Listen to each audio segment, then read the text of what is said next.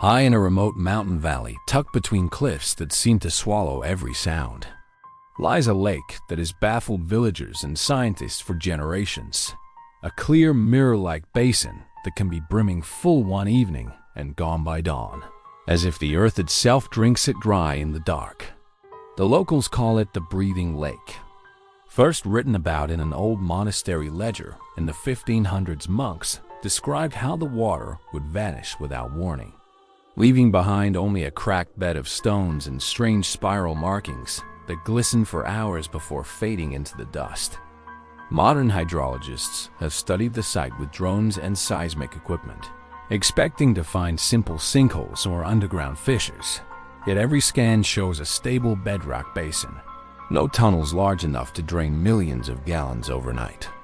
Stranger still are the stories of people who tried to follow the water. In the early 1900s, a local herder claimed he saw the lake drain in the moonlight, the water swirling into a single dark vortex near the center. He tied himself to a rope and tried to find the opening. The rope was later found coiled neatly on the shore, but he was never seen again. Divers who have braved the water at full depth describe narrow cracks that go on for miles.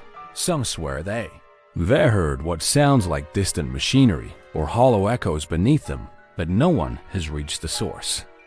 During unusually dry years, the drained lake bed reveals clusters of carved stones with geometric patterns, shapes that match symbols found in ancient temples half a world away. Even though no known civilization ever settled this isolated valley, old folk tales say the lake isn't natural at all, that it's an entrance, a breathing passage for something living deep within the mountain, exhaling when full and inhaling when it hungers.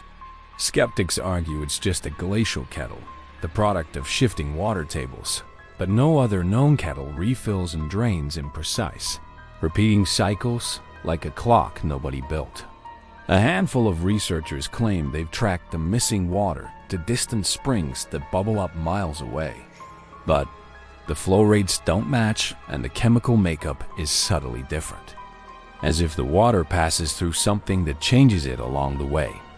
Could it be that the breathing lake is a window into a hidden system, an ancient network of caverns or tunnels carved by hands long gone, or by forces we still don't understand? Or is it simply a trick of geology that just happens to swallow people and stories along with the water? It's still officially unexplained. Maybe the next time you stand at the edge of still water, you'll wonder if it's looking back and deciding when to breathe you in too. Thanks for watching another episode of Fringe Files.